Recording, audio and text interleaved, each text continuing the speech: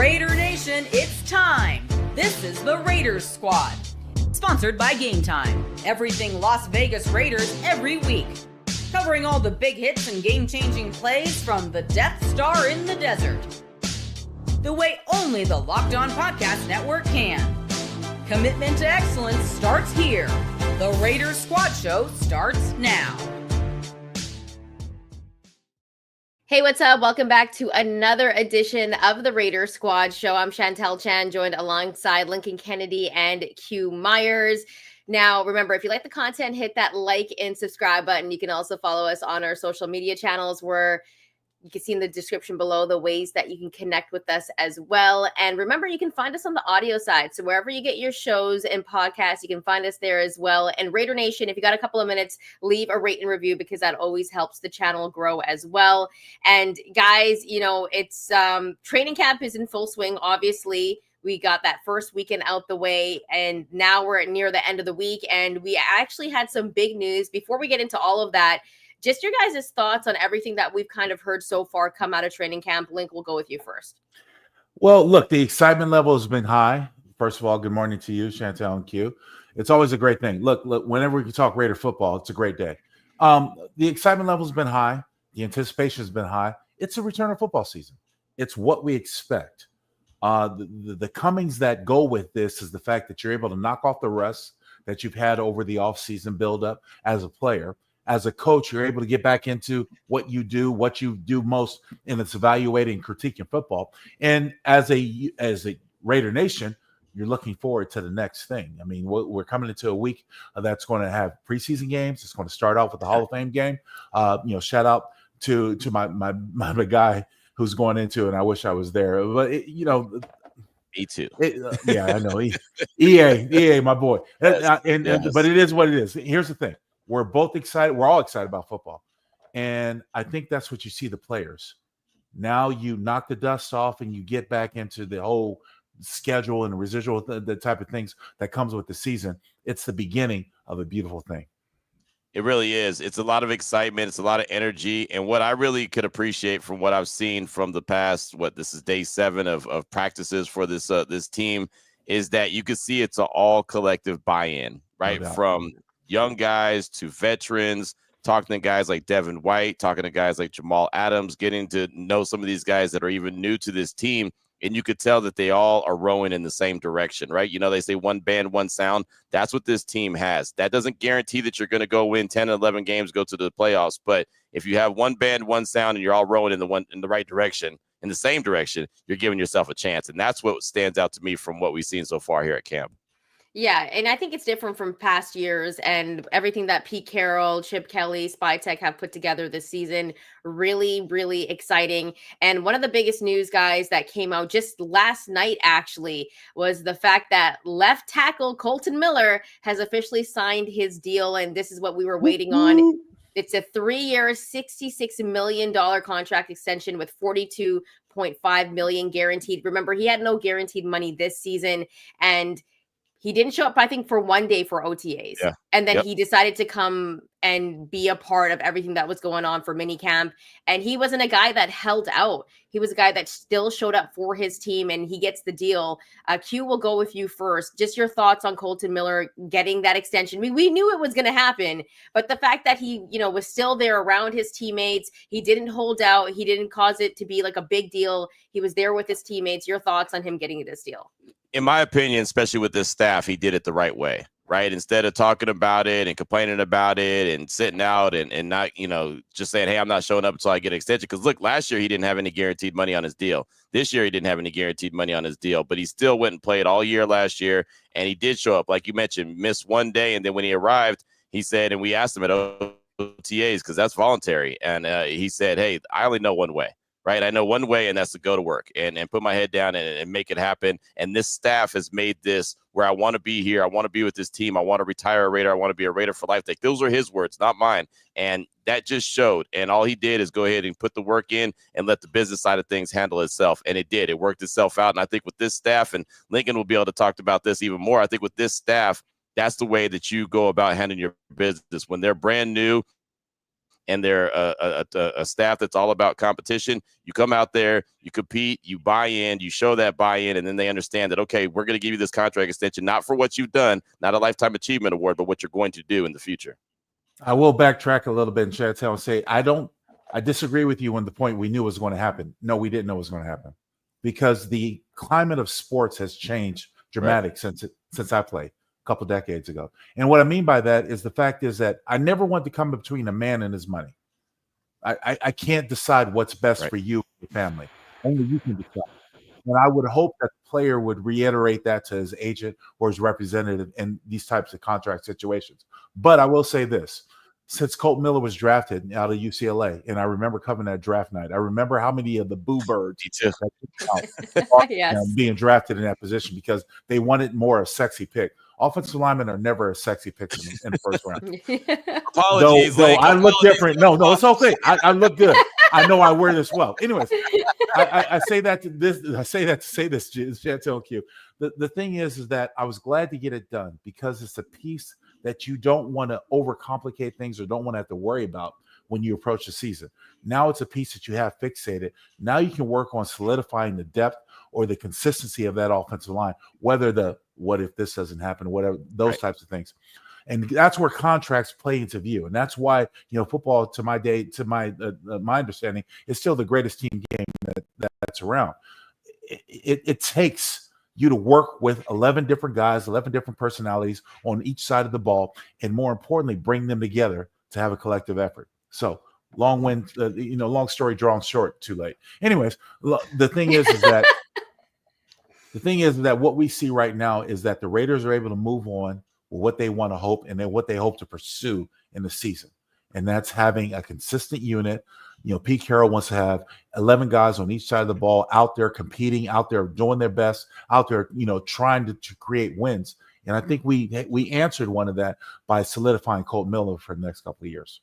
Yeah, that's one question and piece of the puzzle that now you don't have to really worry about. Like we've talked about on this show, what if the deal doesn't get done with Miller? What if Thayer Munford has to kick out to the left spot? Okay, now you know that the left tackle is solidified for the foreseeable future. Okay, now you're good to go. Now, what's the rest of the line look like? And we know there's competition and there's still going to be push from Colton Miller and there's still going to be push from the young guys just to continue to build that camaraderie and that competition. But you've got your guy that has been, that long-term Raider. I mean, he's the longest tenured Raider right now, right? He's still one of 4 Oakland Raiders that are on this roster. So exactly right. He's been around since 2018. We talk about the first round picks that they have that never work out. Guess which one did work out?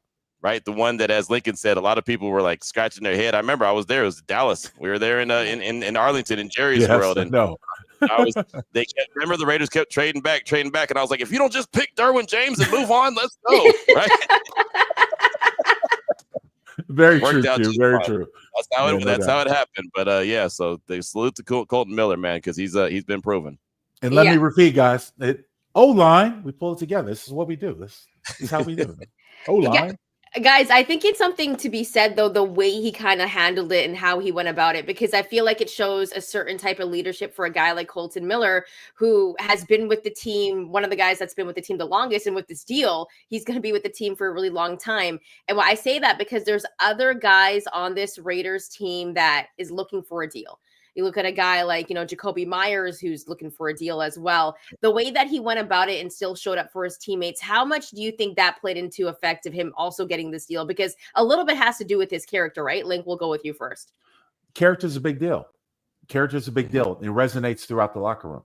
The thing is that, you never want to come between. There was sort of an unsaid rule. And I can't say that because I can't stand that saying, because if it's unsaid, how do you know it's a freaking rule? Anyways, there's an unsaid rule in the locker room that you don't get between a man and his money.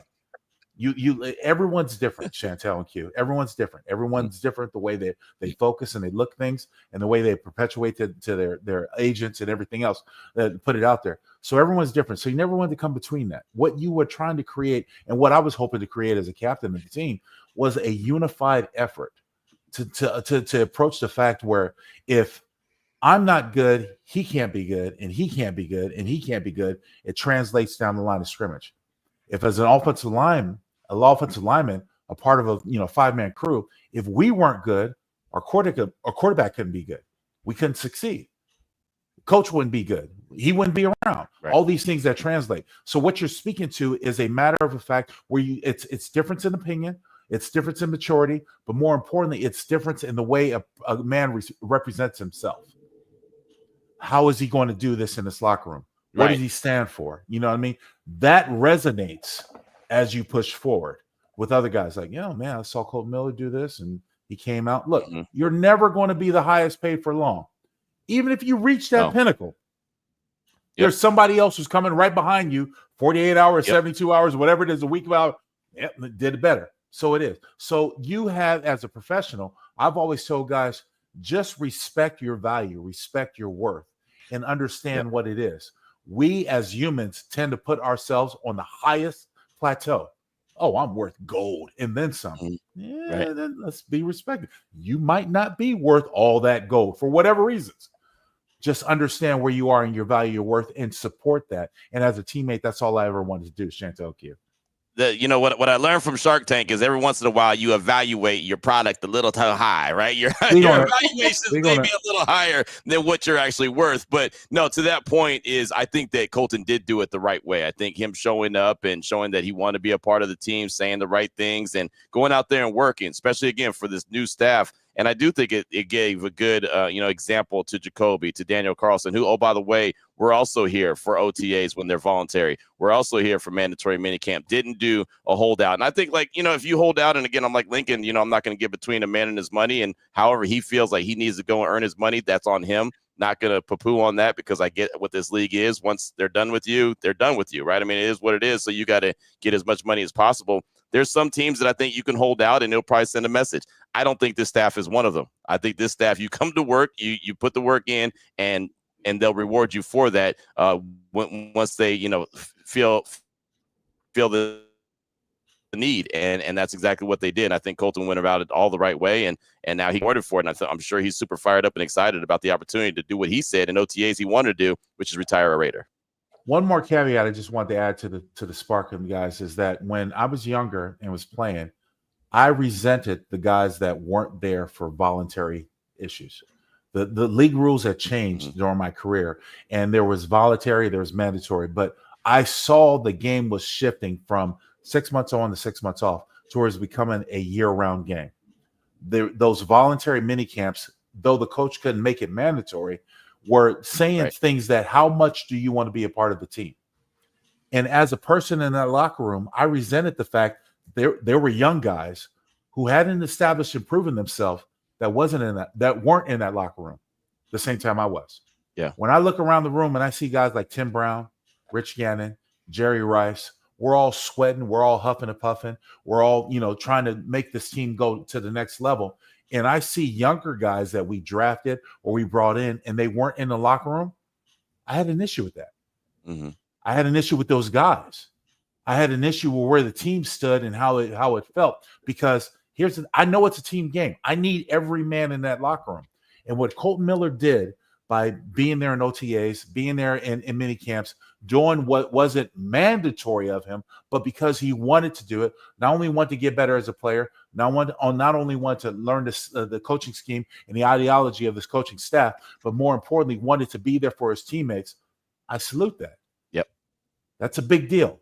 Yep. That's when I go back to the saying that leaders aren't born, they're made. That's a sign of true leadership pushing forward. And I hope that locker room feels that. Yeah, he definitely set an example. And also now that position is solidified on that O-line. And now you're taking a look at the O-line. And obviously Pete Carroll loves his competition, but at least we know that piece is going to be there. And he played every game last season.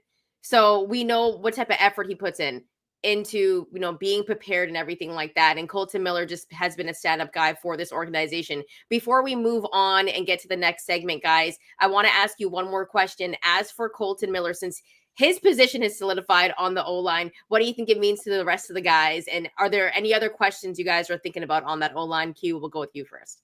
I mean, I think the everyday battle between Jackson Powers-Johnson and Jordan Meredith at the center position is still ongoing. It's still something to pay attention to. And, of course, the guard spots, right? I mean, who's going to hold down the left guard? Who's going to hold down the right guard? Feels like Alex Kappa is doing a really good job holding down the right guard spot. So is it starting to come together? What is Brendan Carroll, the offensive line coach, what is he seeing and what is he feeling? But they're providing that competition. They're mixing and matching. If I'm a betting man, I would say that JPJ will probably be running with the ones today on the offensive line because he ran with the twos the last time. So I'm just going ahead and saying that they're going to continue to flip-flop like this until they come to a conclusion. But nothing's being given. That's what I like. Nothing is being said, all right, you're our guy. Even though that might end up being their guy, they're going to make them earn it. And I think that's the only way to do it.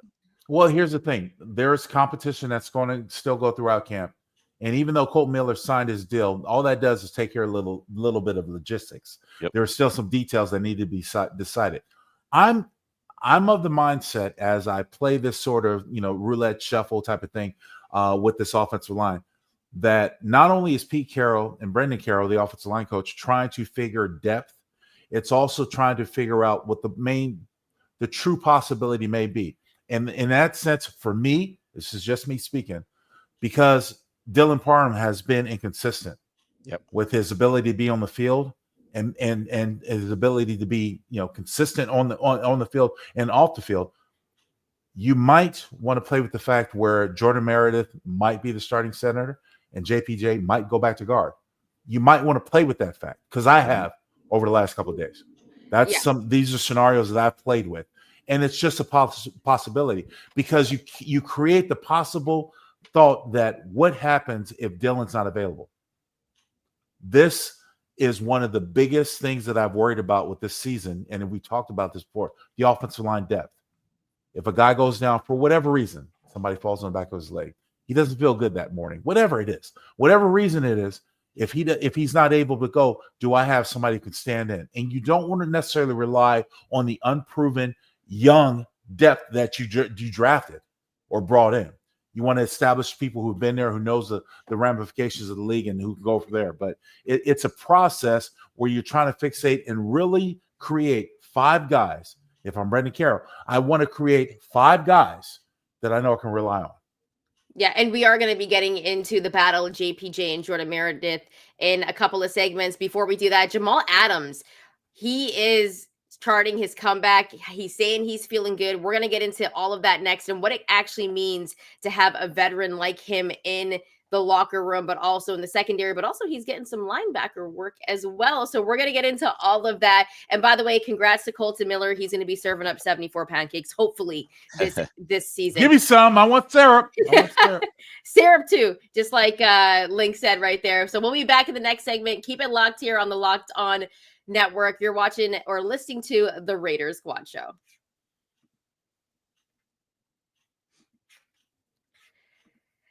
Time to fuel up and turn it up with 5-Hour Energy Transfusion. It brings the bold grape, ginger, and thyme flavor of your favorite golf drink minus the alcohol into a quick, energizing shot. Whether you're sinking birdies or just making memories with friends, this one's a hole-in-one for your energy game. And let's be honest, some days on the course or off of it, you just need an extra boost to stay sharp and energized. I'm not going to lie to you. I'm not the best at golf. Top golf, though, that's where I can have a little bit more fun. But sometimes you just need that extra energy, and 5-Hour Energy will definitely give you that boost. Golf is all about good times with good people and good flavors. Of course, the grape, ginger, lime flavor gives you the best parts of your clubhouse to go without chasing down the bev cart.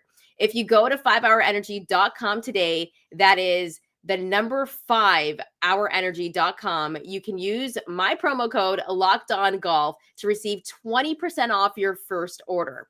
This offer is only valid until September 30th on one order and cannot be used with other promotions.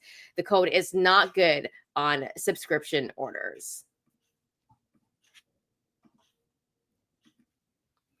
Welcome back, Raider Nation. So as we were talking about before, we were talking about the O-line. We're going to get into that in a later segment, but I feel like we do have to touch on Jamal Adams a bit because so many stories have come out of camp. And I think the biggest question for Jamal Adams is, what Jamal Adams are we going to get? And Pete Carroll, very familiar with a guy like Jamal Adams, and he's been kind of using him not in his natural position, but getting some work at linebacker.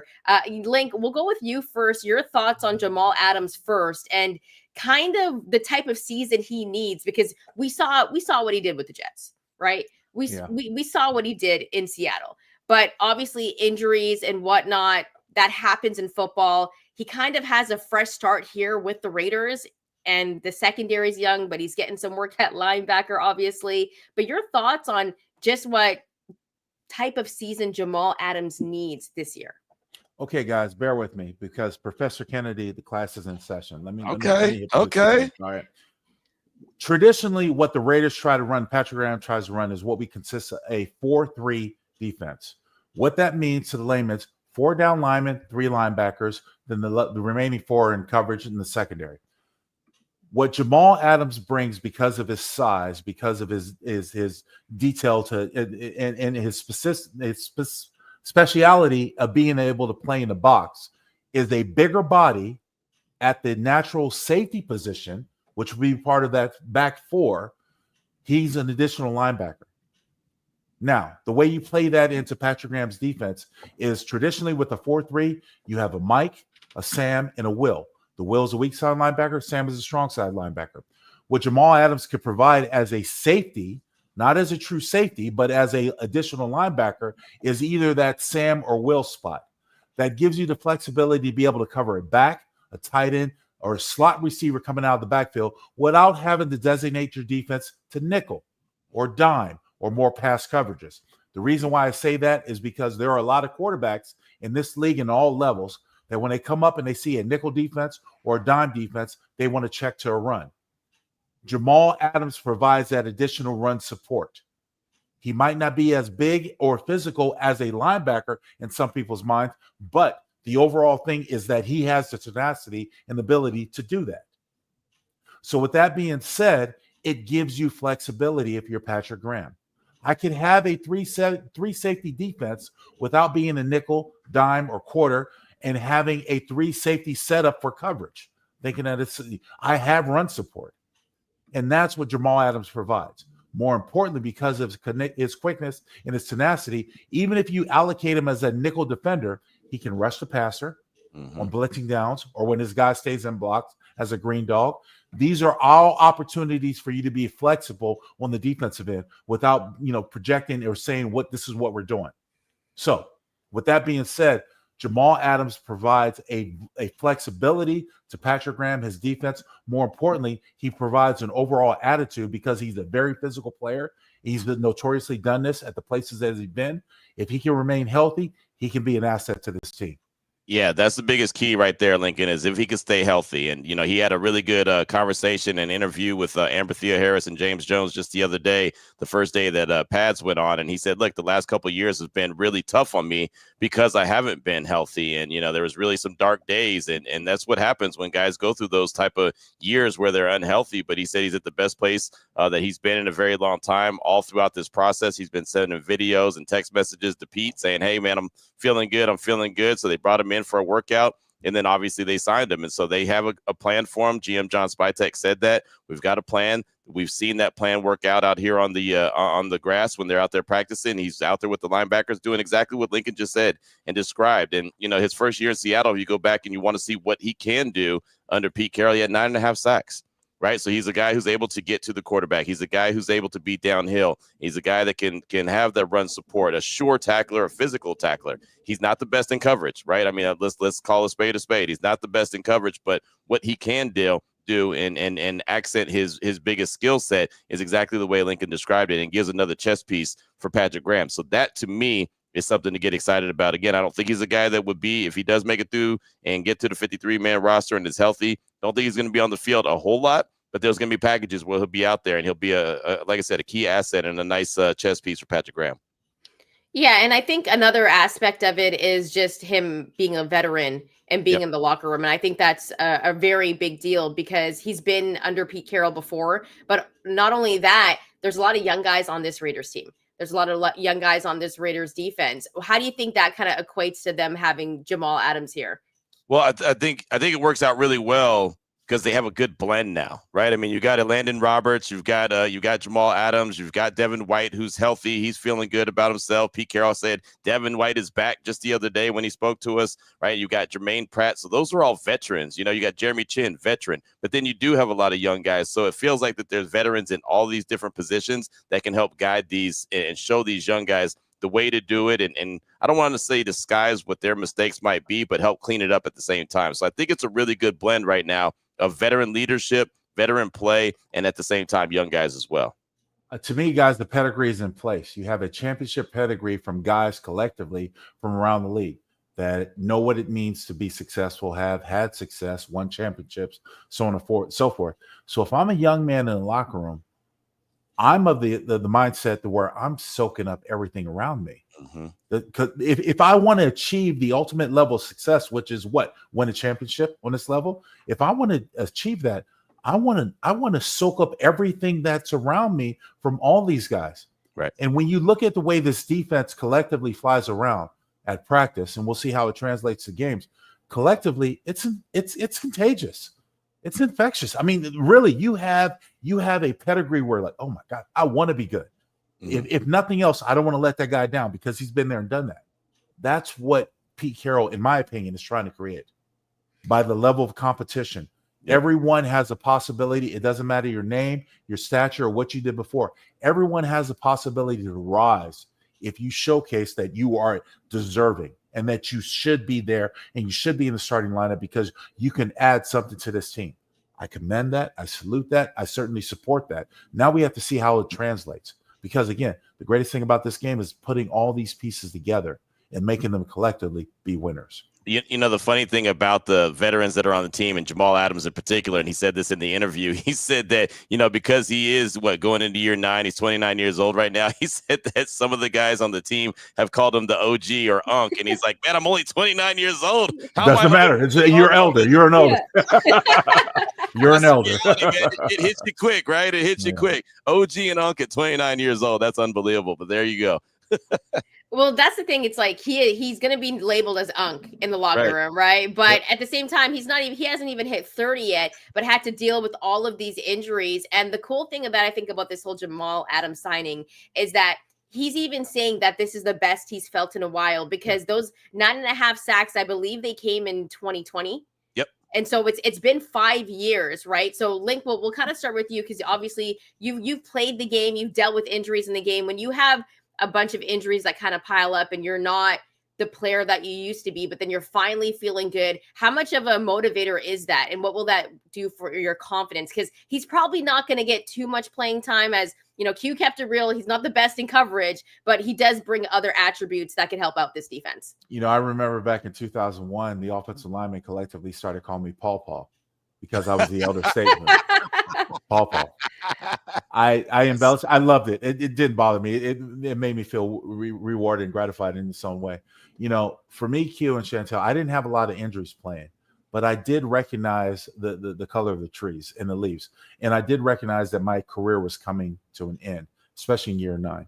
I had said, you know, personally speaking, I had said if we were able to win the Super Bowl in 2001, I was prepared to walk off in the sunset as a champion, mainly because my mind was burnt out. Every athlete is different. Every person is different. You can only play this game at a high level for so long before the competition starts to catch up with you. And for that standard being set, everyone is different on how you reflect on when your time is done. But here's the thing. Here's what I did realize when Al Davis decided to make a trade for me from Atlanta. I did realize I had another chance to make a difference, to make an impact, to make myself be seen, to sort of define my legacy in whatever capacity that it was. I took that as a challenge. I welcomed that. I embellished that. And though I walked into a hierarchy which was already set with guys like Kevin Gogan and Steve Wisniewski, I sucked everything up that those guys, because they had been there and done it before me. I sucked everything up. And I tried to perpetuate that to the guys that came behind me, the next generation, as I saw in my mind. I say that to say this. You have a responsibility, in my opinion, guys, when you go into a team effort or a team, to make yourself a viable part of that team. However you do it. Yep. Whether you're, spotting a guy in the weight room, whether you're cheering a guy on running sprints, whether you're helping as an offensive lineman, helping a back open the hole to score a touchdown. Whatever your responsibility is, you owe a responsibility to the team. And when you come into a new situation, regardless of the chemistry that you had with the hires that be or people that brought you in, you have a responsibility to that locker room as a player, as a coach. My responsibility is to give you my best over and over again. We as analysts, we as people who are watching and critiquing, we're going to talk about you. Because if you walk out there with a shoe untied, why did this mofo try to go on the field in 907 and didn't have a shoe tied? These are little things that we're going to pick you apart.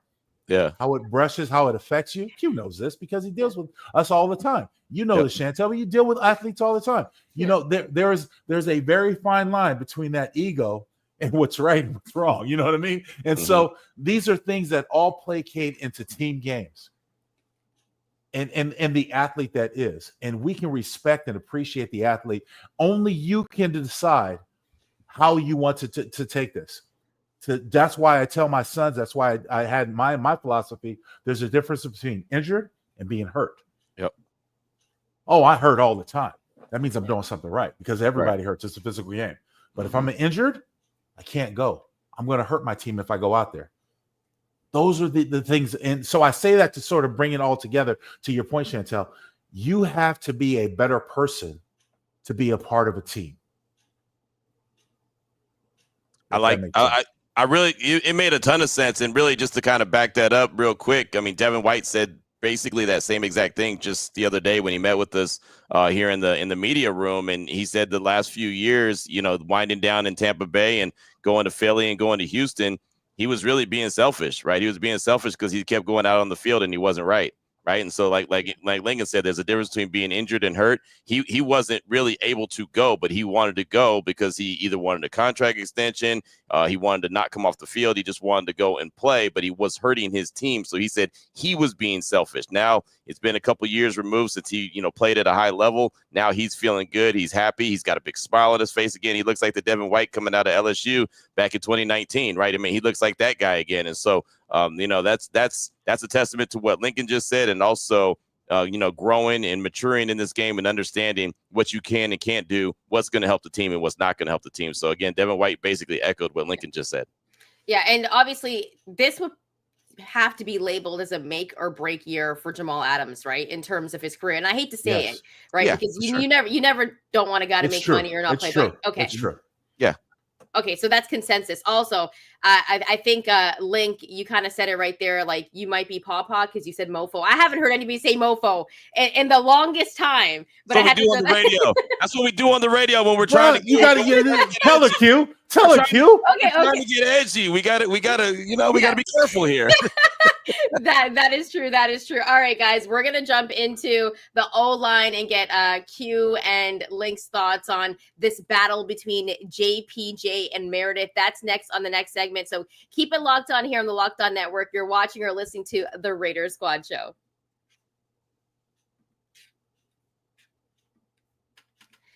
All right. Ever wish managing your money felt easier? With Monarch Money, it can. Whether you're growing or savings or planning a big purchase, Monarch puts you in the driver's seat. It's like having your own personal CFO, giving you full visibility and control over your finances.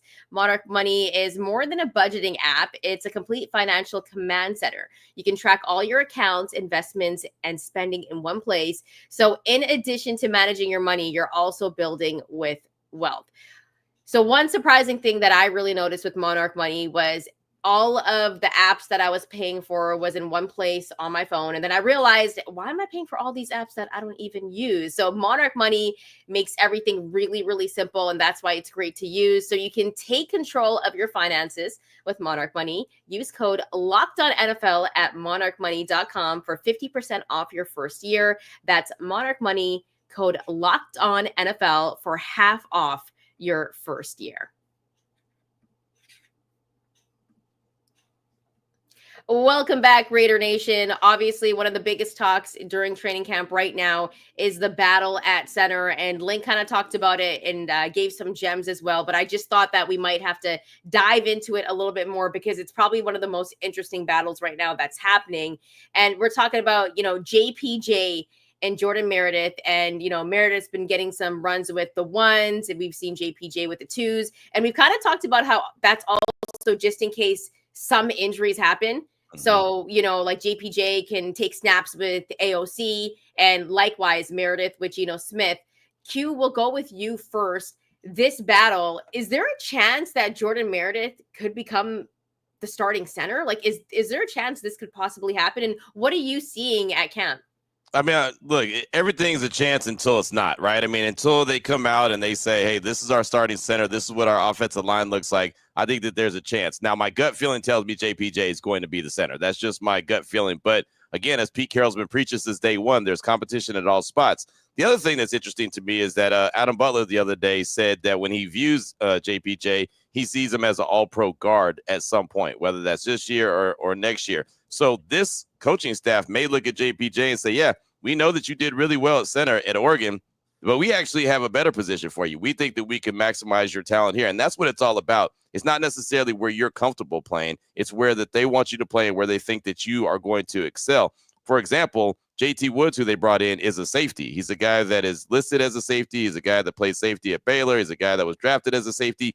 He's been getting reps at corner, right? I mean, so it's just like they're seeing certain guys and they're putting them in certain positions. Again, my gut feeling tells me JPJ is going to earn that, but he has to earn it. So every other day, it's been Jordan Meredith one day and then JPJ. And the last time that they were out there practicing, yesterday was an off day, it was JPJ was running with the twos and Jordan Meredith with the ones. So I'm assuming, again, if I was a betting man, I'd have to put some money down right now and say, I think that you'll see JPJ with the ones today. Now, again, practice is going to get started in about 24 minutes, so I'll have a better idea around then. But that's what it feels like to me. It's just a consistent rotation. They're trying to see who's going to take a hold of that job and really wants it. But, we saw some good things from Meredith last year, right? I mean, and I don't think a lot of people even knew what Meredith was going to bring to the table last year, but he ended up doing a really good job at the guard spot. So I feel like it's a really good problem to have. Both guys are competitors. Both guys are I believe, play at the top of their game, and it's only going to make this offensive line stronger.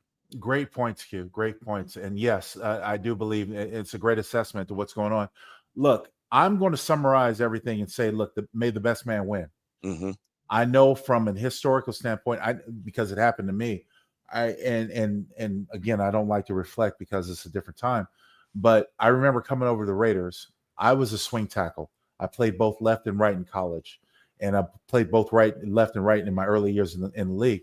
And I remember Joe Bugle, again, maybe rest in peace, one of the best offensive line coaches that I had. He said, look, Lincoln, I think you're a good left tackle, but I think you're a damn good right tackle. I want to put you on the right side. I started, never looked back. And it wasn't a reflection, well, left tackles get paid more. I should be up. It wasn't about that. It was about, in my mind, helping the team to win. And I think that's sort of the conundrum that you might be able to associate with JPJ and Jordan Meredith. It might very well be the fact that JPJ is a better guard than center. Mm-hmm. He might want to play center. I don't know that. I don't know those nuances. I know that most guys that want to be football players want to be on the freaking field.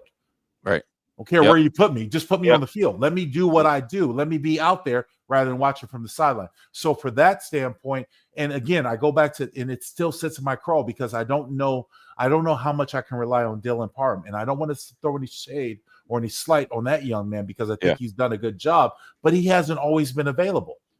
So if I'm in that stand, if I'm Carroll and I'm in that locker room, in that meeting room, can I really rely on that young man to be out there for 17 games, which I need? If not, I need to create a backup situation. So I think all of those things come into play, along with what Q was talking about as far as competition goes. Whether or not Brendan Carroll, Pete Carroll, the Carrolls collectively can rely on when they solidify the offensive line, the reliability and availability to be there for game in and game out. And, real quick on that right tackle move, Lincoln, that was the last time that I think we all knew that the right tackle spot was held down and there was not going to be any questions, is when you held it down. Just throwing it out there. Thanks you. Paul thanks you. Paul thanks you. Not because I'm an old mofo, but Paul thanks you. Paul thanks you. So, Key, what are your kind of thoughts on Jordan Meredith and just kind of the growth that you've seen from him, from last year to this season? And what are they saying at camp about him as well? He's a competitor, right? That's the thing about it. He's a competitor. He's one of those guys, and I can appreciate that just says, give me a chance, right? Just give me a chance. Crack the door open a little bit, and I'll do the rest. Those are the kind of guys that I really start to, gravitate towards because, again, going back to everything is earned, nothing is given. That's how I've kind of lived my life, right? I've always told everyone, like, I'm not going to be the most talented dude in the room ever, but I'm never going to be outworked, right? That's always been my motto. You're not going to outwork me. I'll make up for anything that I may struggle with just work ethic. That's Jordan Meredith. He's out there and, hey, just give me a chance. Let me go out there and compete. And if he can go out there and compete and earn the job, so be it. He's going to earn the job. If he doesn't earn the job, I think that there's a really good guard spot for him. Again, there's a world where both of these guys could be on the field at the same time. And I just think iron's going to sharpen iron. And I think that that's the reality of it. And so this team is preparing all kind of different scenarios. They're throwing all kind of different guys out there and seeing what works the best. And I think that's the only way to do it. Don't have anything set in red ink, right? Everything is in pencil. Everything could be erased. Every guy's names could go from being the ones to the third to the second. I mean, that's just what they do. That's the way that they build this competition. And it makes every one of those guys, every time they hit the grass, not cheat the practice. Wasn't that what they always say, Lincoln? Don't cheat the drill, right? Yeah, you're not, if you slack in practice, you're not hurting the coaching staff. You're hurting yourself, right? You're cheating the drill. You're cheating yourself. They're not going to be able to have that opportunity because there's somebody right behind them that's working their tail off to get that spot. And so they know that when they hit that grass, they better bring it up every single day. And that's the environment and that's the competition and culture that's been created here. Offensive line play is based on consistency. I remember I had a coach who would grade us plus, minus, or S, satisfactory. Mm-hmm. The plus, if I got the cleater, if I had a pancake, if I knocked the guy out on his ass and blocked someone, 20 yards down the field, knocked him on his ass, that was a plus. The minus was my guy got past me at the end, or he might have got a hand on the ball carrier, or might have got an influence as a part of the tackle. Satisfactory was, you did your job. Right. And that's what it comes down to. And so I say that to say this. In this world of analytics, we're always looking at numbers. Well, this guy, according to Pro Football Focus, had a 74% grade, which still befuddles me. Like, how do you 74? Really? Where does this number come from? Right. So, but that's right. the analytics that play in. I will say this from the eye test. Jordan Meredith last year did his job. Yep. Every play he did his job. Wasn't always the greatest, wasn't always the plus, but he was hardly the minus. Right. To where I feel that I have to remove him. If he was satisfactory, I'm content with that. Because as an offensive lineman, grading offensive lineman, all I want you to do is do your job. Right. I don't care how it gets done. Do your job. When a coach told me that, angels began to sing, the clouds parted. I was like, oh, wait a minute. You don't care how I go about it. I had a coach tell me one time, guys, I don't care how you block them. Just block the SOB. Mm-hmm. Done. You see what I'm saying? Brilliant. It opened up so many ways. And so when you push forward, as we're talking in offensive line, it's not like defensive line. Well, how many tackles did he get? How many sacks did he get? How many pressures did he get? It's not, analytics don't go there. As a receiver, how many catches did he get? How many times we throw the football his way? All these things that go in. Quarterback, everything else has analytical data. When it comes to the offensive line, you just want to know that they're there and doing their job. I saw that out of Jordan Meredith. I saw that last year. I'm hoping to build upon that. Yes, he's gotten progressively better with some of the little things that we don't necessarily need to get in details and explain, but some of the little things he's gotten better.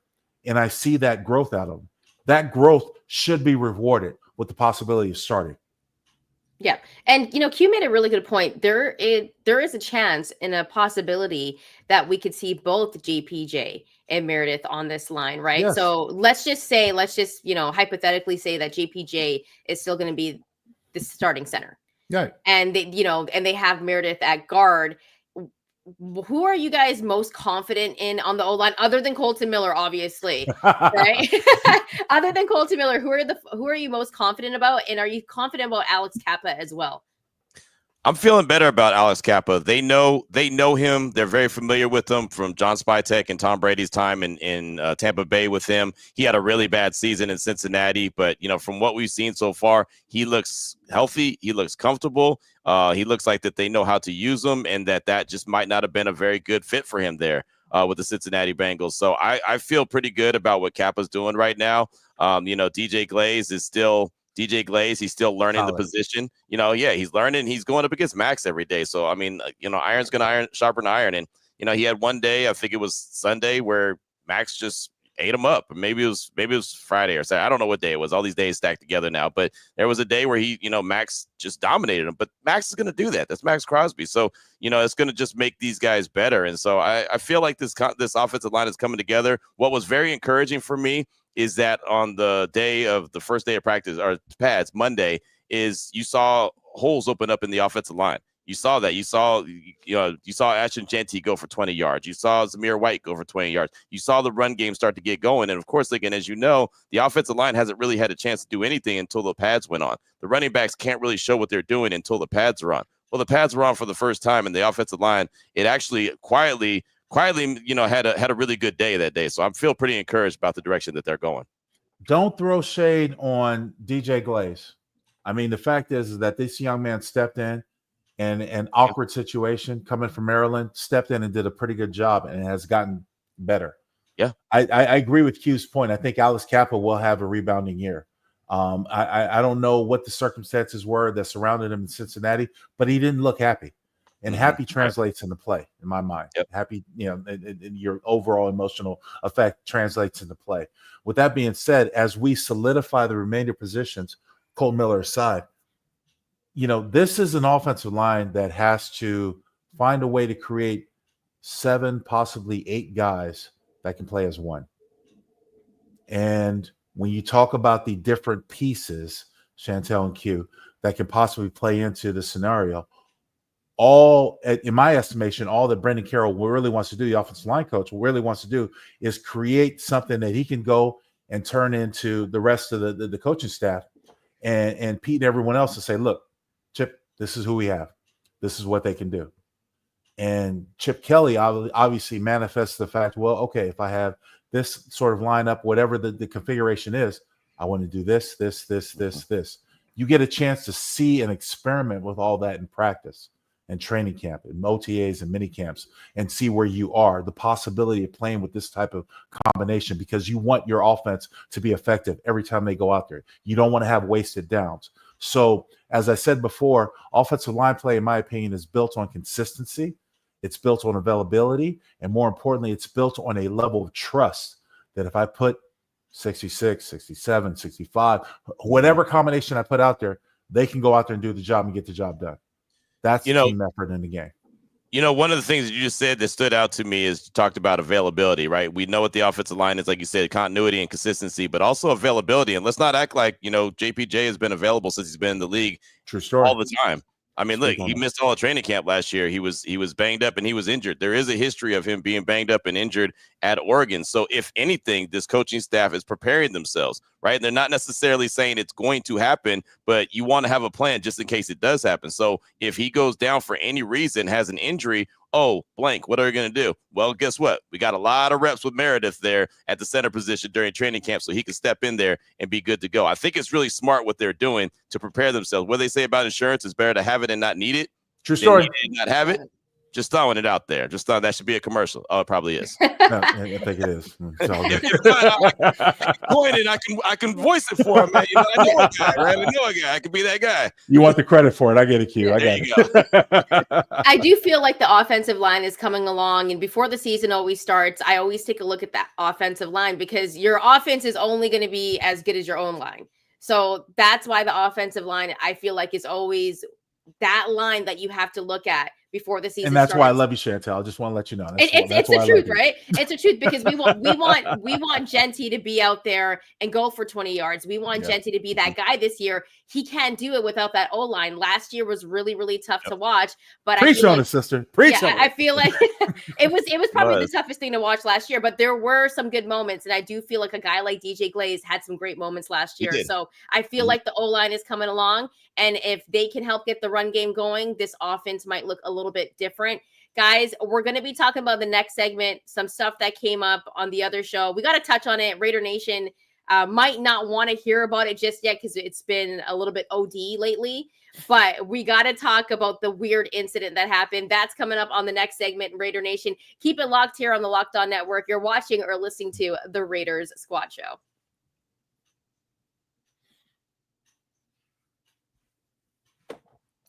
Welcome back, Raider Nation. There was news that came out that was a little bit weird. It was reported weird.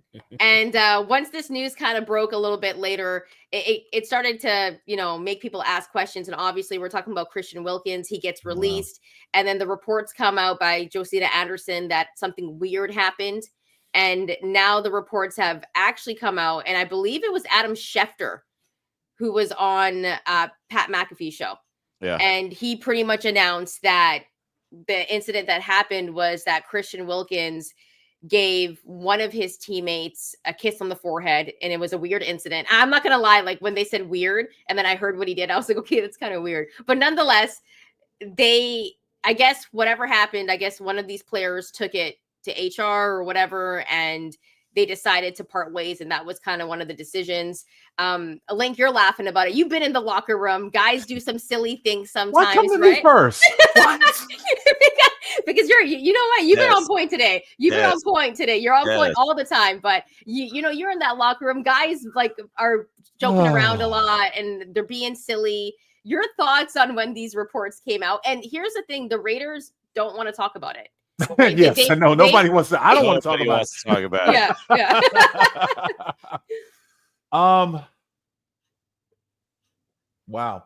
Okay, Chantel. Q. Okay. I'm gonna keep it real. The locker room to this day is still a very extreme homophobic environment to this day. In fact, with the way that world has changed, I still know the locker room to be one way. There are certain things that you just don't do. Not to saying it probably wouldn't be accepted if it confronted, but if you're surprised if you don't know things that come out of left field, you can be surprised. This was one of those subjects that when we approached it, I was trying to how best to do what I do, to do what we do collectively, and to be honoring that and to be respectful of what's happening. I don't know what went on in the locker room, only the people that do, but I do know from the terms of the things that we've heard, how I can speculate how it would affect me if I was there. So to answer your question, Chantel, if I was a person that locker room, dude, you can't do that. Yep. Bruh, just no. Don't do that here. Regardless of what your thoughts are off the field, don't do that here because it's not accepted and it will be shunned upon. And so you have to, like I teach my kids all the time, learn your situation, learn what's around you, read the room. Bro, let's be honest. Things don't go here that they might go elsewhere. Right. And I remember being enlightened when I moved to the Bay Area, being transferred, being traded when I did, going to Oakland, seeing the Bay Area, how life was there, realized I needed to open up and broaden my horizons. Now I'm ever accepting. If anybody who knows me knows that I throw no shade on you. You are your own person. As long as it doesn't affect me negatively, I don't have a problem with you being in my life. But when you go into that locker room, there is a collective effort that I understand. And I read the room. There are things you can do and you can't do. If this is true, Christian, going forward, learn from your mistakes. You are a good player. I hope that you find a way to find life after this injury, but don't do things. Read the room is what I was best to say. Yep. Read the room. Yeah, no, I think Lincoln summed it up perfectly. And again, I think that this is unfortunately a slow drip process.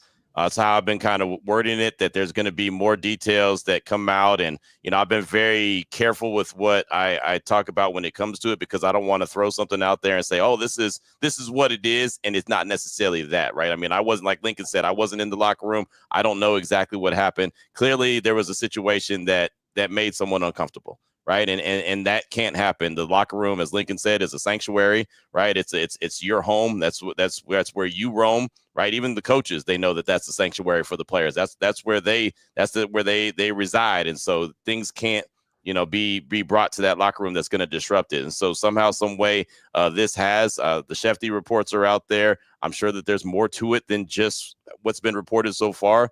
But like I said, it's a slow drip process. I'm sure we're going to hear, Wilkins' side, you'll hear the Raiders side at some point, and at some point you'll get to the truth as well, right? I mean, there's a lot that's going on, but right now we know a lot of money is involved as well. So everyone's being very careful with what they say and the way that things are reported.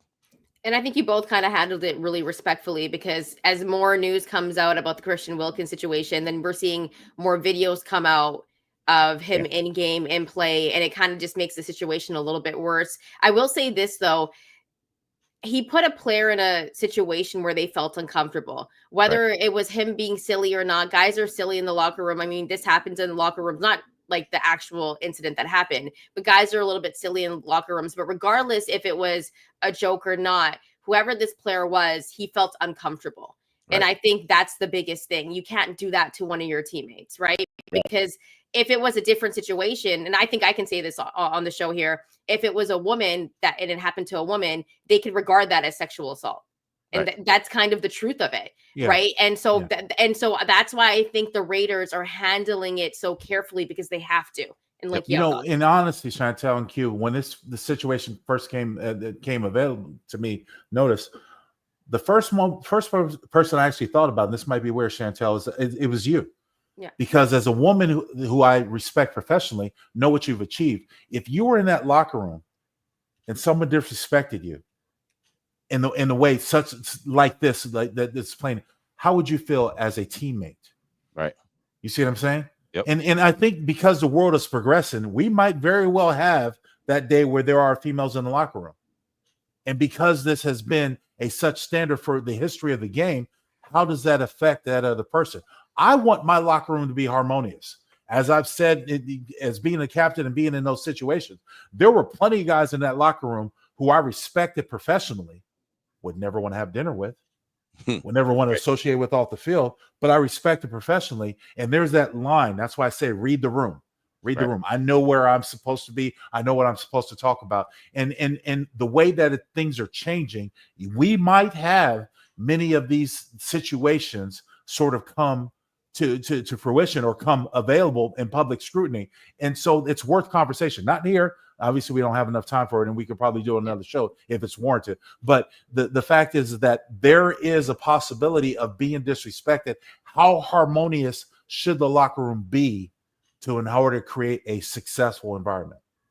Yeah. And Q, did you have thoughts on that as well, or? I mean, I really just kind of echo what Lincoln's saying. And again, it's so hard to speak on it when you don't have the full details, but the locker room needs to be harmonious. I mean, that's the thing about it. And the thing that I've been really kind of stressing is the more that it's talked about, especially without a lot of details, I don't know how it's affecting whoever it affected in the locker room to begin with, how it's affecting that person now, because now they're hearing it. Now they're, going through it, and now they're hearing speculation on what the details were, and maybe that's not right, and maybe they want to come out and say, no, actually, this is what happened, but then at the same time, they know that they're not going to speak on it. You know what I mean? So there's a lot. I don't want it to affect who's in the locker room right now, right? They removed Wilkins. He's out of there. All right, now this team is trying to move together. I'm glad it happened early in camp as opposed to right before the season, like traditionally happens with the Raiders, whether it's Khalil Mack getting traded, AB getting moved on from, something else happening, right? It always seems like something happens right before the season start. Malcolm Kuntz going down. I mean, there's always something, right? Chandler Jones going down. I can go on and on and on, I guess. I mean, it's just one of those situations, but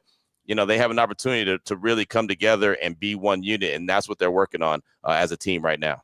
Yeah, and I actually like the way the Raiders have handled it. Pete Carroll, he's not with any foolishness. He's all business, and I feel like they really are trying to protect the player at this time. And Adam Butler actually spoke to the media really quickly, and he said something really great.